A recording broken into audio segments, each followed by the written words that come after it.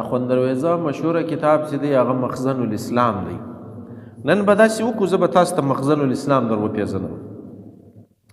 مخزن الاسلام د اخوند درویزه هغه کتاب دی چې په روښانیانو باندې د چې کوم الزامونه لګولي دي په هغه کې د پیر تاریک لعین خبیث او دارنګه نور زه بیا درته ووایم د عبارت دا خیر البیان دا په خیر البیان پسې د خبرې په مخزن الاسلام کې راغلی دي. دا کتاب په روشان ولیکي خیر البیان مخزن الاسلام د هغه جواب دی.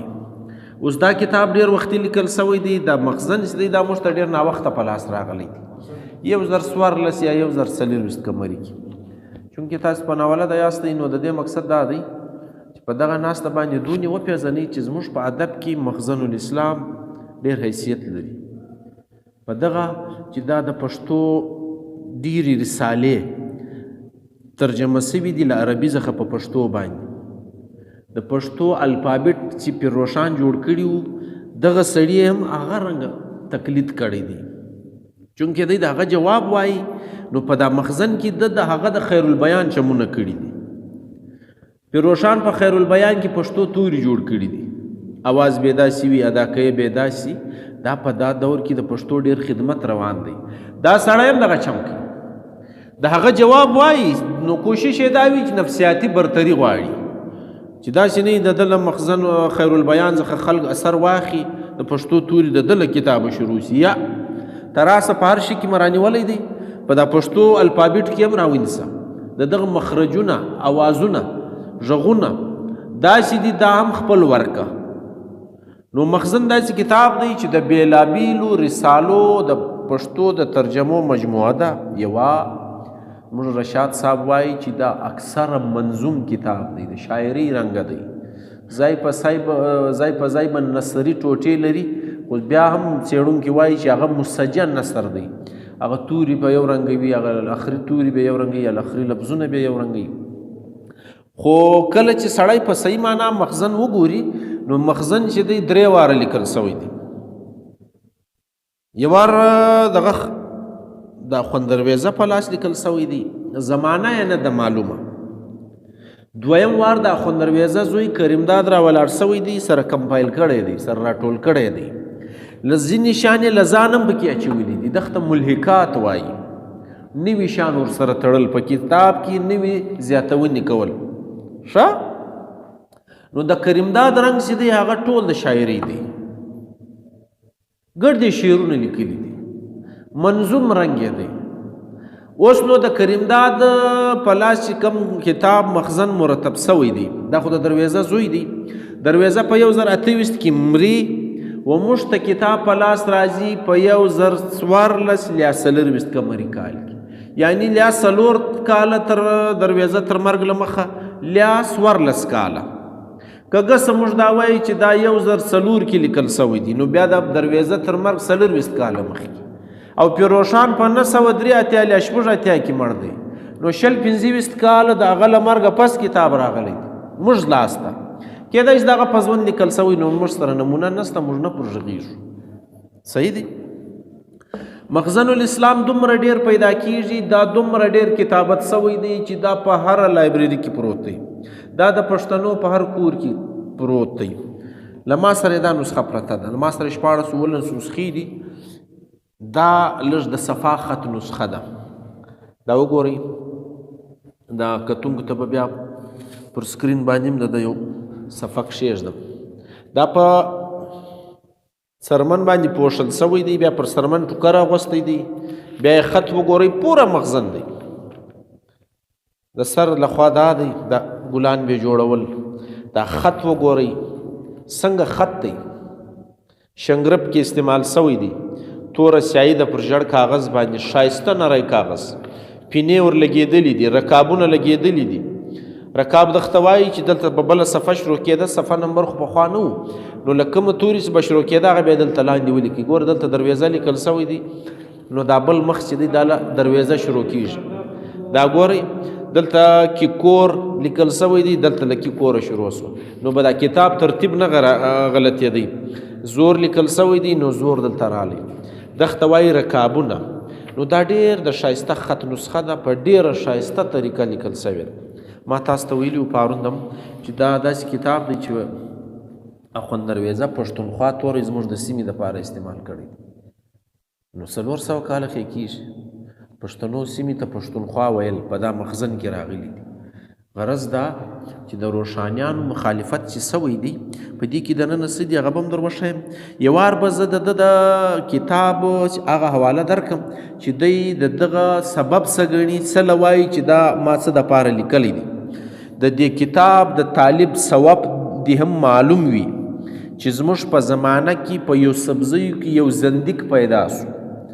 زندیق دی، ملحد دی، کافر دی. زندیق خو نو یو شی نه مني، ملحد سوي الله تعالی نعوذ بالله نه مني، کافرانو یو قسمونه دي. نو دا الزام دی باید چې ځان ته به کله خدای ویلو نعوذ بالله او کله پیغمبر. دا د مخزن دپاره د درویزه توري دي. د چا په باره کې؟ د پیر روښان په باره کې. دا خاص نوټه واست دی، ګرد عمر په ذهن کې کښېږدئ چې مخزن سره لیکل سوی دی، کم الزامونه پر درویزه د پر روښان لګیږي هغه واورئ. د دوباره ژوند نه منکر وو، یعنی مرګ پس چې ژوند دی. اوس به تاسو څه چم کوئ؟ تاسو به د پر روښان دا شان ګورئ چې دا واقعي داسې دي که نه دي. پرون ما تاسو ته ویل لټونې تاسې وکړئ چې دا سړی صحیح وایي که هسې شروع دی. څنګه له دویم ژوند منکر و؟ هغه د شریعت او طریقت باقاعده تبلیغ کاوی. اول لارې تاسو ته ما تصوف 8 مقامونه در ښودلي وو. په 8 مقامونو کې هغه اول وار یې شریعت په پتا کې وي. نو په شریعت کې هغه څنګه د آخرت او د دویم ژوند منکر دی؟ دا نس کېدی. نو دا الزام به موږ لټوو چې واقعي داسې سوي دي که هسې دا الزام دی. نوم یې بایزید او خپل لقب یې پیر روښان ګرځولی وو او فقیر ورته پیر طارق لقب ورکړ. فقیر ځان ښیي چې ما دته پیر طارق وویلی او د ملعون، وینې ملعون تورې پسې استعمال کی. پیر طارق به په پښتو ژبه شعرونه ویل او د شریعت او د علم او عالمانو بد به یې ویل او پښتنو ته به یې بېګټې شعرونه ښول. بیا فقیر هم د زندیقانو، معتزله او روافضو بد ویل او د عربي ژبې ضروري دینی عقاید یې په پښتو شعر بیان کړل.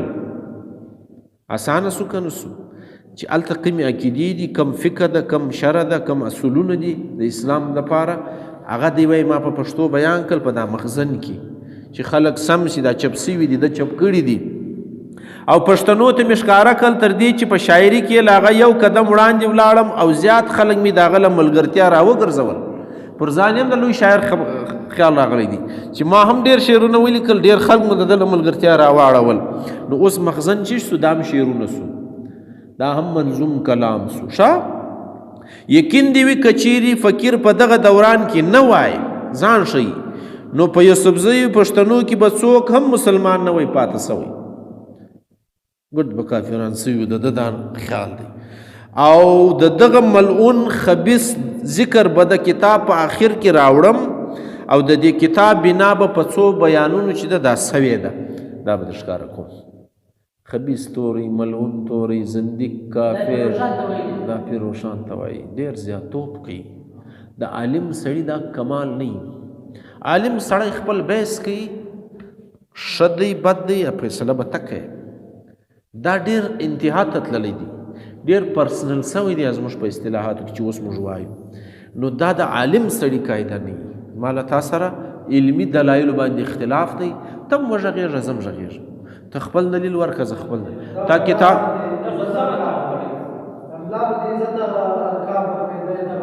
بس ګوره ته به په چش عالم ښکاره کږې، ته به خبیث توری نه استعمالوې. نو زموږ اخوند درویزه چې مخزن الاسلام لیکلی دی په دې کې چش دي وایي وراسته. په دې کې د قصیده امالی پښتو ترجمه راغلی ده، مشهوره کتاب دی. دا یې په پښتو نظم اړولی دی. اوس ابتدا د دغې قصیدې له کومه شعره کوي؟ وایي په نامه د حق آغاز کړم اوس له دې علمه کلامه، دی رحمان رحیم سشتن دی په د چار میشي تمامه. دا د قصیده امالی ابتدا ده. یعنی تاسو چې دا مخزن خلاص کاست په مخزن کې به یو ځای دغه شعر شروع شي. د دې دا مطلب دی چې قصیده امالی شروع سوه. یعنی بېلابېلې رسالې د ترجمه کړي دي. نو ده په خپله درته وویل چې ګوره زه دا ترجمه کوم، زما مقصد دا دی چې خلک دین ته راوبولم. که زه نه وای دوی به ګډ چپ سي، یوسفزیان به ګډ چپ ول. دا د لیکلي دا ګورې دا سره سره رنګونه دوی په دا استعمالوي چې دا تا ته در پیژني چې زه اوس له کومه ځایه. نو ته به په خپله چې کتاب وایه په مخ به نه وي کتاب نوې رساله کې شروع کېږي، انداز به بدلېږي. په دې کې دویمه چې دا قصیده برده راغلې ده، مشهوره قصیده ده د عربي، دا د پښتو ته اړولې ده. نو د مخزن الاسلام د پښتو ترجمې رنګ هم ډېر ښه دی. یعنی خوندرویزه موږ ته په پښتو ترجمې کې ډېر کار کړی دی په هغه زمانه کې. د عربي کتابونه پښتو ته راړولي دي. نو دا قصیده برده چې ده دا په نامه د حق بوایم چې د عشق د حق له برکته په قیامت می برخه وشي د رسول له شفاعته. دا له دغه ځای شروع کېږي چې تاسو دا کتاب وګورئ نو دا قصیده برده بیا له دغه شعر شروع کېږي. دا بیا ترجمه سوې ده او ډېره ښه ترجمه کوي. کمال دا دی دا خوندرویزه زموږ له ادبه نه لویږي، دا زموږ له تاریخه نه لویږي. د دغه په پښتو ډېر احسان دی. دا بد رد و ښکنځا هم په پښتو لیکلي دي، دا خبیث تورې هم د په پښتو کتاب کې راوړی دا ملعون. نو د ده نوم سته د پښتو په ادبي تاریخ کې به دا نه ضایع کېږي، دا به خامخا موجود وي. بیا دې د یو بل کتاب یې راوړی دی در بیان عقاید نصفیه. ښه دا رساله چې ده دا خوندرویزه په پښتو باندې ترجمه کړې ده. څلرمه چې ده د کیداني خلاصه ورته وایي، خلاصه کیداني د لمانځه په اړه د حنفي فقه مسلې پکې بیان سوي دي. ویزه د پیروشان په جواب کې چې خلک په فقه خبر سي بیا په مخزن کې راوړې ده. وایي بسم الله نام د الله خدای دی، کارساز د کل عالم د بندگانو دی، رحمان مهربان خدای دی، رزق روزي ورسوینه. څنګه دا شي ترنم پکښې دی که نه دی؟ نو مخزن کې داسې آهنګ سته، په مخزن کې هغه سړی موږ په پوهېږو چې په دا کې ترنم سته. نو دا منظوم کلام دی. رشاد صاحب خو علی الاعلان ویلي دي ټول مخزن چې دی منظوم دی. د لسو فرقو د عقایدو بیان بله رساله پنځمه ده، دا پکې راغلې ده چې له فارسي څخه دا کتاب بیا د پښتو ته اړولی دی. یعنی فارسی داسې زده ده چې بیا د فارسي ترجمه هم کوي او موږ تېره ښیي. د تجوید رساله د درویزه الفنامه دا هم پکې راغله، بلکې په پښتو کې ویل کېږي چې د الفنامې ډېر کار ده کړی دی. حالانکه الفنامه اوله وار ارزاني خیشکې لیکلې ده په پښتو شاعري کې. الفنامه ودغته وایي اول د الف خبرې کوي، بیا د بیغه کوي، کله دعا کوي، کله ذکر کوي، بیا پر تیږه غږي، په ترتیب روان. نو خبرې د ده له الف ترې پورې راشي دغته الفنامه وایي. نو دا په ارزانی یعنی د ده مخالفین د روشانیانو شاعر دی. دی د هغه تقلید کوي که نه کوي هغه یې لیدلی دی. دی په خپلو کتابو کې د خوند درویزه په خپله وایي چې ملا ارزانی ډېر لوی ملا دی، دا ډېر لوی عالم دی. وایي دا که له پیروشان سره نه وای هغه به دونې لوړ نه و خیزولی. د دې دا مطلب دی چې هغه ډېر لوی عالم دی، شک هم نسته کې. نو دا شیان یې په ګډ کړي دي، دا یې پکې راوړي دي. او دغه رنګه دا خوندرویزه چې دی د دغه په ایسته له دا 5 رسالو په ایسته د ناصر خسرو بلخي څو شعرونه پکې راوړي دي، د حمزه ازري شعرونه یې پکې راوړي دي. د شاعري مطالعه هم په هغه زمانه کې لري. او یعنی د حمزه ازري یو معما ده، معما چې موږ حل کوو په خپله. د به شعر لیکلی ته به حل کوې، د به خبر لیکلی ته به حل کوې، حل بهتر راباسي. دا هم په مخزن کې راغلی ده. د دارنګه بیا مخزن چې دی په 1024 کې د درویزه بعد د ده زوی کریمداد راټول کړی دی. ګوره دا فګر 24 زه درښیم، دا 4م کېدی شي 14م کېدی شي، پر دا باندې زموږ په ادبیاتو کې بحث روان دی. یا 1004 دی، یا 1014 دی، یا 1024 دی. دا فګر 4 نه دی، له دغه بعد 1 2 کله لګېدلي کله له کاتبه پاته سوي، پر دې باندې بحث دی. او دویم وار چې دی بیا د مسیح زوی دی مصطفی محمد نومیږي. یعنی د مصطفی محمد په لاس که خوندرویزه اول وسمرو، کریمداد دویم، مصطفی محمد دریم سړی دی. په 1112 کې بیا مخزن باندې کار کوي. د ملا اصغر نومي سړي کار هم پکې اچي، د ملا اصغر نومي ملحقات هم ورچي، د هغه خبرې هم پکې راوړي. غرض دا چې په ډېر ښایسته انداز باندې دا مرتب سوی دی. په دې کې نومان در یادوم کریمداد، مصطفی محمد، ملا اصغر، ملا علیم، عبدالسلام. د دغو ملحقات راوړل سوي دي. او دا له 1284 وروسته قمري کال څخه بیخي ډېر چاپ سوی دی مخزن. او پښتو اکیډمۍ پېښور د دغه تحقیقي متن چې دی د تقویم الله کاکا خیل په لاس د مخزن په نامه چاپ کړی دی. اوس نو د مخزن په اړه باندې ځینې خبرې داسې کېږي لکه ما پرون هم درته ویلي وو چې زموږ خوشحال بابا په سواتنامه کې مخزن الاسلام نه دی راوړی، مخزن الاسرار یې راوړی دی، یعنی نوم یې چې ښوولی دی مخزن الاسرار. اوس نو پر دې باندې بیا بحث روان دی. دوی په مخزن الاسرار کې څه وایي؟ درویزه چې را جوړ کړی یو کتاب دی، نوم یې مخزن الاسرار کړی جناب دی. خوشحال بابا وایي په چش کې په سواتنامه کې، په سواتنامه کې د خوشحال بابا دا شعر څنګه دی مخزن الاسلام نه راځي. دلته بیا بیس پیدا کېږي، دا نو خبره نوټوي.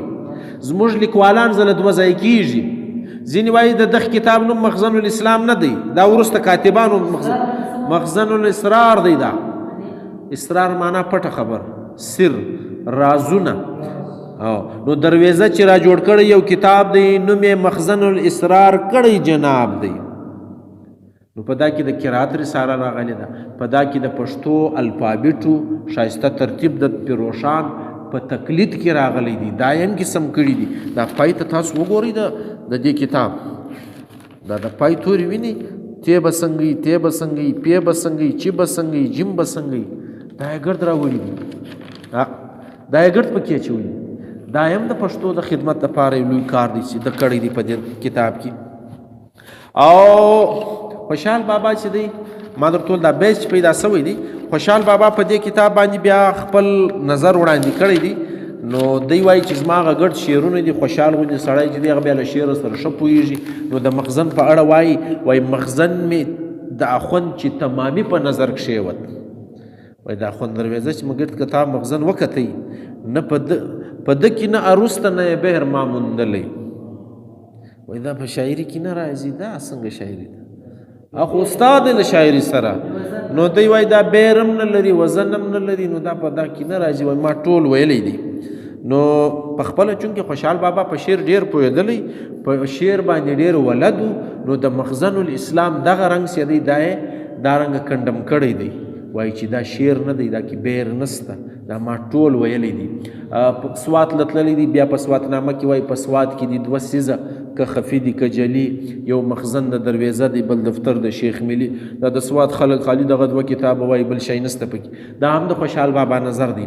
خوشحال بابا پر مخزن باندې کم نظر لري، دا به سبا جلا درته کښېږدم ګرده د شعرونو. ښه دلته زموږ یو بیس دا دی چې مخزن الاسرار دی که مخزن الاسلام دی. ما کریم عامر چې څونې نسخې د مخزن غلیدلې دي له دې سره، دا هم 350 کاله مخکې لیکل سوې ده. نو دا له دې سره چې ما څونې لیدلې دي په دا ګردو کې مخزن الاسلام. نو دوی څنګه وایي؟ زه به تاسو ته د عبارت ووایم. دا څوک وایي؟ درویزه ته آګاه په دې کتاب سه ای مومنه له اخلاصه، اکثر دین می جمع کړی دی، په دا کې بل غاړه دي چې خلاصه، لکه مې فهم باندې وکړو ای طالبه، په آخر چې مې تمام کړو په دې مثل خزینه و، ځکه ما نامه مخزن الاسلام کړو. تمام او اسلام سره هم کافیه دي. په دې بنیاد باندې نو زموږ ځینې څېړونکي وایي چې دا وروسته کاتبانو پکې زیات کړي، دا د درویزه توري نه دي.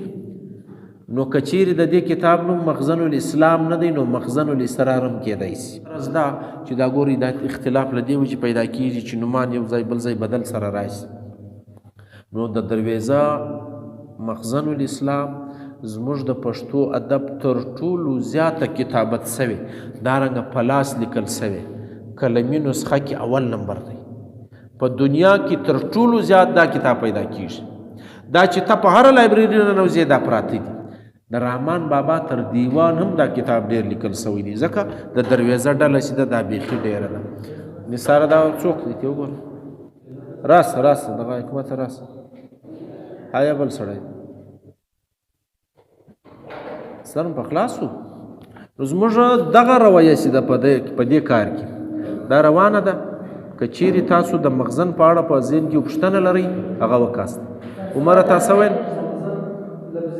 مخزن معنا د پټو خبرو خزانه، او که مخزن الاسلام شي نو د اسلام خزانه، د اسلام پټي خبري، د اسلام ادبیات او روایات. بل پوښتنه سر د سوال دا سر د خپل دروازه سر د روشن په خلاف باندې کتاب لیکلی ده او د ډېر الزامات شایع کړي دي. د روشن بیا څه جواب د خپلو کتاب کې کړی د ډېر الزامات یې کړي بیا روشن څه پرون ما در وشو ما ول د درویزیانو په جواب کې روشانیانو هېڅ هم نه دي ویلي کمال خدا دی یعنی یو سړی ما ته بد ورد وایي زه به په جواب کې عالم سړي قاعده چې شي اوس مدر وشو کوم نه شو عالم سړی خبیث توری نه استعمالوي ملعون توری په کتابو کې سړی نه استعمالوي زندیق توری نه استعمالوي پیر تاریک نه استعمالوي دا دوی استعمال کړي دي د روشانیانو تر ګردو غټه کوالټي دا ده چې روشانیانو په جواب کې هیڅ نه دی ویلي اوس په خپله فیصله وکاست روشانیانو دا نمونه کتابونه دي چې کمال کوي دا خلک یو خو د خلکو په کتاب کې د دنیا مینه نسته د لیلا مینه نسته د پیسو مینه نسته تذکرة الابرار والاشرار خو ځان ته ښه خلک وایي دوی ته د شر خلک وایي پوره دونې کتاب یې لیکلی دی لیکن هغه پښتو نه دی خوند درویزه په شاعري کې ویل دي دا شاعري نه ده د بیر وزن نه ده برابر بیا د خوند درویزه سره بیا څه ویلي دا منلی یا خوشحال بابا چې دی تر درویزه ډېر ناوخته دی خوشحال چې ژوند کوي درویزه نسته درویزه مړ دی د درویزه ګوره د خوشحال نه کار دی خوشحال بابا وایي شاعري چې څه ته وایي نظم چې څه ته وایي ترتیب چې څه ته وایي په شاعري کې بیر خو ما در ښوولی و وینې له دا ځایه چې را شروع شي فرض یې که داسې روانه شي شاعري داسې روانه شي زه در ښیم بیر دی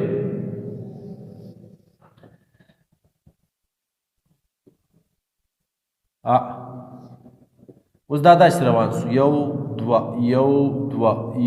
دوه دا به ته اوس دا بله بستره هم دغه رنګه بیا یا سوال هم نه پیدا کېږي چې دلته پرته وخته دلته تا داسې کښته بوته بیا خو نو عایچ دی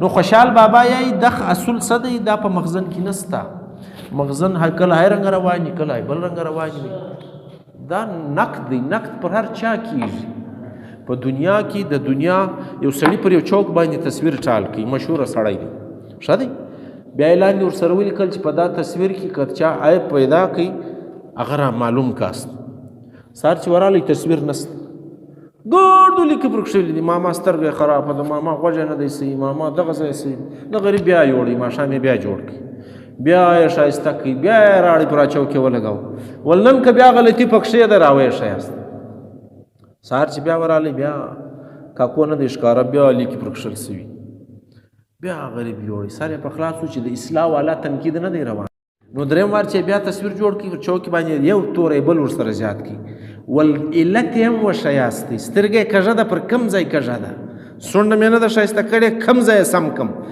لار هم را وښیاستئ سهار چې ورغلی تصویر هغه رنګه ټالو چا لاس هم نه وي وروړی نو د تنقید دا رویه چې ده دا ښایسته وي خوشحال خو نو زموږ د ادب نه کار دی ته وایې چې درویزه په ده پسې هم لرګی راخیستی وایه بله پوښتنه خو به نه وي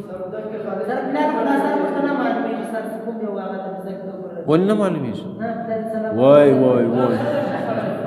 څه نه معلومیږي ما تاسو ته پرون ول مال اوس درویزه ژوندی دی که پیروشان تېره وشه پیروشان ډېر یادېږي که درویزه ډېر یادېږي په ادبیاتو کې په کتابو کې موږ څوک ډېر وایو روشانیان ډېر وایي که درویزیان